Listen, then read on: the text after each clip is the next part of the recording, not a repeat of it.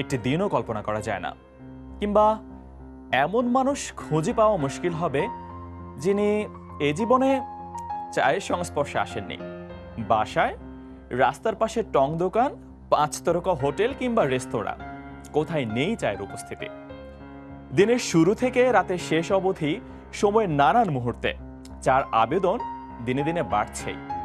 চাই মনে হয় একমাত্র পানীয় যেখানে সে খুঁজে যায় ধনী গরিব, রাষ্ট্র কিংবা সমাজ স্তরের পার্থক্য।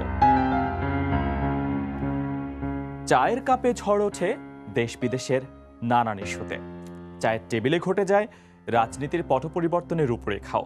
এমনকি 1773 সালে চাকে কেন্দ্র করে ব্রিটিশ ঔপনিবেশিক শাসনের বিরুদ্ধে ফুঁসে উঠেছিল আমেরিকার বোস্টন শহরের মানুষ। উত্থান হয় বোস্টন টি পার্টির। ব্রিটিশ সরকারের আরোপ করা চা করের